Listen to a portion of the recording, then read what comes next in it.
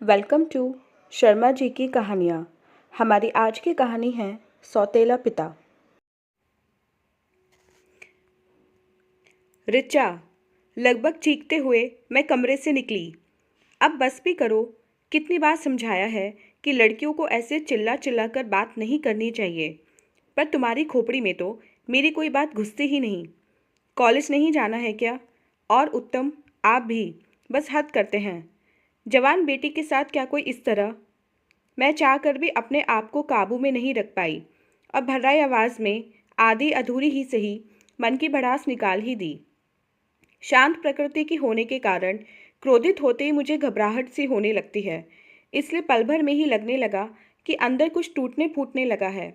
ऐसा महसूस हो रहा था मानो मैं अचानक ही असहाय सी हो गई हूँ। ऋचा और उत्तम की धमा चौकड़ी और घर के कोने में दुबक कर एक दूसरे के कानों में गुपचुप बतियाने की प्रक्रिया ने मुझे निढाल करना शुरू कर दिया था। अपनी संवेदनशीलता से मैं स्वयं धराशायी हो गई। मेरी आंखें अनायास छलक उठीं। मृदुला, क्या हो गया है तुम्हें? उत्तम ने मेरे दोनों कंधों को थामते हुए पूछा। मैं और ऋचा तो हमेशा से ऐसे ही थे। ऋचा कितनी भी बड़ी हो जाए, पर मेरे लिए वह हमेशा वही रहेगी, नन्ही मुन्नी गुड़िया। हाँ, यह तो ठीक है, पर मेरे होठों पर अचानक जैसे किसी ने ताला लगा दिया। अंदर की बात अंदर ही अटकी रह गई। मैं सच्चाई नहीं बोल पाई। जिस सच के कड़वेपन को महसूस करके मैं अंदर ही अंदर तड़प रही थी, उस बात को उजागर करने के ख्याल मात्र से भी दिल सहम सा जाता था। तुम बहुत चिड़चिड़ी होती जा रही हो। क्या बात है? लगता है अंदर ही अंदर कुछ सोच खाई जा रही है। मेरे हाथों को अपने हाथों में लेते हुए उत्तम ने मुझे अपने साथ सोफे पर बिठा लिया। हम दोनों एक दूसरे के सुख दुख के सहभागी हैं। मुझे बताओ, आखिर बात क्या है? कुछ नहीं। एक झटके में उत्तम के हाथों को मुक्त करते हुए मैं उठ खड़ी हुई। उत्तम की ऐसी चिकनी चुपड़ी बातों से अब मुझे नफरत सी होने लगी थी। सोचने लगी, कितना झूठ बोलता है उत्तम। क्या ज़रूरत है उसे ये कहने की कि मैं उसके सुख दुख की साथी हूँ? यदि ऐसा होता तो वह मेरे साथ बिताए जाने वाले लम्हों को ऋचा के साथ न बांटता। मैं विकल हो उठी तो प्रयास किया कि सोफे पर पड़े बैग को कंधे पर लटकाते हुए तत्काल घर से बाहर निकल जाऊं, पर ऋचा दरवाजे पर दोनों हाथ फैलाए खड़ी हो गई। माँ, पहले नाश्ता। नहीं, मुझे भूख नहीं है। ऐसे कैसे भूख नहीं है? ऋचा ने मुझे धकेलते हुए खाने की मेज पर बिठा दिया। माँ, मुझे तो लगता है आप रात दिन मेरी शादी को लेकर परेशान रहती हैं, पर अभी मेरी उम्र ही क्या है, और फिर मैं कोई काली कलूटी तो हूँ नहीं जो लड़का मिलना मुश्किल हो जाएगा। क्यों पिताजी? ठुनकती हुई ऋचा ने मुझे खुश करने का प्रयास करते हुए उत्तम से पूछा। बिल्कुल सही। पल भर पहले मेरे चिंताग्रस्त चेहरे को लेकर बेहद गंभीर हो उठे उत्तम ऋचा की बात सुनकर फिर से चुलबुले बन बैठे। पर ऋचा, तुम्हारा शरीर जिस तरह से मोटा होता जा रहा है, उससे तो लगता है कि तुम्हें कोई अच्छा लड़का मिलने से रहा। माँ देखो ना, पिताजी हमेशा मुझे मोटी कहकर चिढ़ाते रहते हैं। मेरी प्लेट में गाजर का हलवा परोसती हुई ऋचा बोली। जानती हो माँ, पिताजी ने मुझे एक भी चम्मच गाजर का हलवा खाने को नहीं दिया, इसलिए तो मैं इनसे लड़ रही थी। अब तुम ही बताओ, क्या मैं सचमुच इतनी मोटी हूँ? मैं ऋचा के सवाल का कोई जवाब ना दे पाई, बस आंखें तरेर कर उसकी ओर देखते हुए जतला दिया कि मुझे उसका बातचीत करने का यह ढंग बिल्कुल पसंद नहीं आया। नाश्ता गले के नीचे नहीं उतर रहा था। मैं उठ खड़ी हुई। यह क्या माँ, पूरा तो खा लो। नहीं बस। रहने दे ऋचा, लगता है तेरी माँ डाइटिंग कर रही हैं। इन्हें शायद इस बात का डर है कि कहीं तुम खूबसूरती में इनसे बाजी न मार लो। और दोनों की खनकती हंसी अंगारों की तरह मेरे कानों से टकराई। मैं रुआंसी हो उठी। सोचा दौड़कर दम घोंटू माहौल से बाहर निकल जाऊं, पर अचानक बढ़ते कदम रुक गए। ऋचा, तुम भी चलो ना, तुम्हारे कॉलेज का तो समय हो गया है। ऋचा को मैं छोड़ दूंगा, तुम जाओ। ऋचा को अपने अंक में समेटते हुए उत्तम ने कहा तो उसका साहस और ऋचा की उन्मुक्तता ने मेरे तन बदन में आग लगा दी। लाचार सी अपनी ही पीड़ा से झुलसी मैं तेजी से घर से बाहर निकल गई। उस रोज दफ्तर में किसी काम में मन नहीं लगा। थोड़ा बहुत काम जैसे तैसे निपटाकर मैं निढाल सी कुर्सी पर बैठी रही। चिंता में डूबे मेरे दिल और दिमाग में बार बार वही दृश्य आता जाता रहा, जब उत्तम ने ऋचा को अपने पास खींच लिया था। मन में कुलबुलाहट होने लगी कि पिता पुत्री में ऐसे प्रेम प्रदर्शन का बुरा लगना अस्वाभाविक है। पर उत्तम तो ऋचा के सौतेले पिता हैं, यानी मेरे दूसरे पति। इस बात को मैं कभी भूल ही नहीं पाती थी। सालों पहले का दृश्य आंखों के आगे साकार हो उठा जब उत्तम सागर की मौत की सूचना देने मेरे घर आया था। विधवा होने की सूचना मिलते ही मैंने दीवारों से बाहें टकराते हुए चूड़ियां तोड़ डाली थीं। मुझे लगा था मेरे साथ मेरी तरह चीत्कार कर रोने वाला उत्तम मेरी पीड़ा का सच्चा सहभागी है। वह बोला, भाभी, अब हम कैसे जिएंगे? सागर के बगैर तो मैं 2 कदम भी नहीं चल सकता। उत्तम के असहनीय वार्तालाप ने मुझे मजबूर कर दिया था कि मैं तत्काल आंसू पोंछ डालूं और उसको संभालने का प्रयास करूं। बिना कुछ सोचे समझे मेरे सीने से लगकर उस रोज़ वह इतना मासूम लगा था कि मैं देर तक उसे अपनी बाहों में समेटे रही। उसके आंसुओं ने मेरे आंचल से चुपके से दोस्ती कर ली थी। उसके बाद उत्तम जब भी आता, कभी मेरे सिर पर हाथ फेरकर संरक्षक बन जाता, तो कभी मेरे आगोश में छिपकर एक नन्हा बालक। तब ऋचा 2 साल की थी। ऋचा के पिता यानी सागर ने मुझे कभी अकेले चलना नहीं सिखाया था। हर वक्त मेरे हाथों को अपने हाथों में लिए चलता था। मैं कभी अगल बगल देखकर यह जानने का प्रयास न करती कि जिस राह पर वह मुझे लिए जा रहा है वह कहाँ जाकर ख़त्म होती है। मेरी आंखें तो सागर के तेजस्वी चेहरे पर टिकी रहती थीं, पर वह अचानक मुझे नन्ही ऋचा के सहारे ऐसी जगह छोड़कर चला गया जहाँ से ना तो मुझे आगे का मार्ग पता था न पीछे का। अचकचाई से जब भी मैं इस अनजान शहर में इधर उधर नज़र दौड़ाती तो सिवा उत्तम के कोई और मुझे नज़र न आता जिसे मेरी आंखें पहचानती हों। मैं उत्तम के सहारे की मोहताज थी और वह मेरे सामीप्य का। इसीलिए तो एक दिन उसने भाभी और आप की सारी सीमाओं को लांघकर मेरे हाथों को थाम लिया और पूछा, मुझसे शादी करोगी? मैं अचंभित अवाक सी उसे ताकती रह गई। मासूमियत से मेरे सीने से लग जाने वाला उत्तम कभी मेरे सामने ये प्रस्ताव रखेगा, इसकी तो मैंने कल्पना ही नहीं की थी। यदि कभी ऐसी कल्पना की होती तो उसके द्वारा पूछे जाने वाले इस संभावित प्रश्न का एक उचित उत्तर भी तैयार रखती, पर मैंने तो इस बारे में कभी सोचा ही नहीं था। समझ में नहीं आ रहा था कि क्या जवाब दूं। मेरे जीवन से सागर की कमी की परिपूर्ति करने की इच्छा रखने वाला उत्तम उस समय मेरे लिए पूजनीय था या एक ओछी प्रवृत्ति वाला स्वार्थी इंसान, मैं समझ नहीं पा रही थी। मुझे सशंकित देखकर उसने कहा था, मृदुला, तुम्हारे साथ मेरा नाम जुड़ गया है। लोग तरह तरह की बातें बनाने लगे हैं। मेरी माँ ने मेरा रिश्ता कहीं और करना चाहा था, पर मैं उसके लिए तैयार नहीं था। तुम कभी यह ना समझना कि मेरे मन में तुम्हारे प्रति जो स्नेह है उसमें वासना छिपी है, पर किसी और से शादी करके मैं तुम्हारी और ऋचा की देखभाल में असमर्थ हो जाऊंगा। मैं तुम दोनों को असहाय नहीं छोड़ सकता, इसलिए यह प्रस्ताव रख रहा हूँ।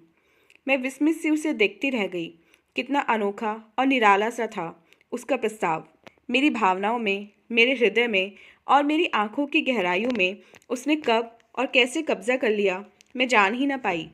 जब उसने मेरे रोम रोम को जीत लिया था तो इनकार भला मैं किस मुंह से करती। उत्तम के सामने मेरा झुका सिर मेरी मौन स्वीकृति का सूचक बन गया और समाज के रीति रिवाजों और दकियानूसी परंपराओं से लड़ते हुए उत्तम ने मेरी मांग में तारे सजा दिए। उत्तम ने मेरी और ऋचा की जिंदगी में बहार ला दी थी। ऋचा के साथ कभी अनजाने कोई अन्याय न हो जाए, इस विश्वास को अंजाम देने के लिए उसने कभी एक और बच्चे की इच्छा नहीं की। लेकिन मेरी खुशियों को रोशन रखने के लिए अपनी आकांक्षाओं से दीप जलाने वाला उत्तम अचानक बदलने लगा था। उसके जीवन से मेरा अस्तित्व धीरे धीरे खत्म होता जा रहा था। अब ऋचा ही उसकी सब कुछ थी। यौवन की दहलीज पर खड़ी ऋचा को अच्छे बुरे की शिक्षा देते देते मैं हार गई थी, पर वह पिता के साथ करने वाली अपनी शरारतों में जरा सी भी कमी नहीं करती थी। एक पुरुष और एक स्त्री के रिश्ते में थोड़ी सी दूरी कितनी ज़रूरी है, इस बात को ऋचा और उत्तम ने नज़रअंदाज कर दिया था। उन दोनों के बीच का यह गहन रिश्ता मेरी नज़रों में तब संदेहास्पद हो उठा था जब उत्तम ने पुरानी फैक्ट्री का काम छोड़कर एक नई फैक्ट्री में नौकरी कर ली। इस नई फैक्ट्री में हमेशा उसकी शिफ्ट ड्यूटी रहती थी और जब रात की ड्यूटी रहती तब ऋचा और उत्तम दोपहर को घर पर अकेले ही रहते थे, क्योंकि ऋचा के कॉलेज का समय दोपहर के 1 बजे तक का ही था। इस एकांत ने उनके स्नेह में ज़रा सा परिवर्तन कर दिया था। अब वे एक दूसरे के परम मित्र बन बैठे थे।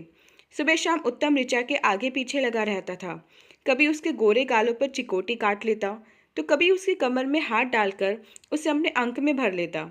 जब भी उत्तम ऐसा करता, मेरे दिल पर जोर की चोट लगती। पहली बार मेरा माथा तब ठनका जब एक दोपहर सिरदर्द के कारण मैं जल्दी घर लौट आई थी और ऋचा को उस रोज अपने शयन कक्ष में सोया पाया। उसके बाद मेरे सिर में दर्द हुआ या नहीं मुझे याद ही नहीं, क्योंकि जब कहीं गहरी चोट लगती है तब पहले वाली चोट की पीड़ा अपेक्षाकृत कम हो जाती है, और यही मेरे साथ भी हुआ। तब से मन में यही संशय भरा हुआ था कि कहीं सौतेले पिता और पुत्री के बीच कुछ अनैतिक तो नहीं। तब से मैंने उन दोनों के व्यवहार पर अपनी तेज तर्रार नज़रों से जासूसी शुरू कर दी और यही पाया कि वे एकांत प्रिय हो चले हैं।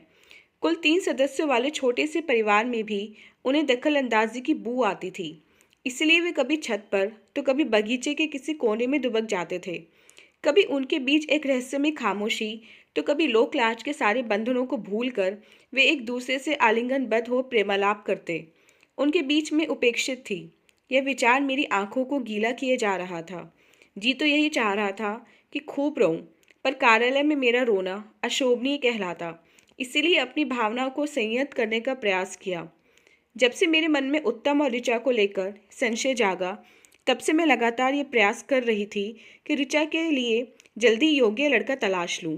सभी दोस्तों और रिश्तेदारों से मैंने इस संबंध में बात की थी और सभी से आग्रह भी किया था कि ऋचा के लिए लड़का तलाशने में वे मेरी सहायता करें। घड़ी पर ध्यान गया तो शाम के 5 बज गए थे। घर जाने का समय हो गया था।